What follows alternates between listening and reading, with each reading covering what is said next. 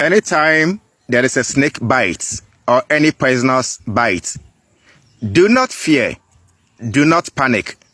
Immediately go for plantain leaves.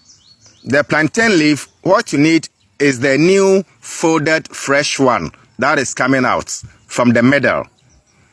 Ginger and alligator pepper.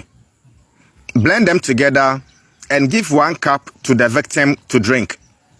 And then apply some on the affected area. If the bite is at the toe, apply from the hip to the toe. If the bite is at the finger, apply from the shoulder to the finger. Then, after 5 minutes, give another dose to the victim to drink. There will be nothing like death.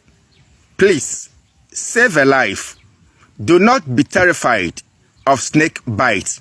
Take this message serious.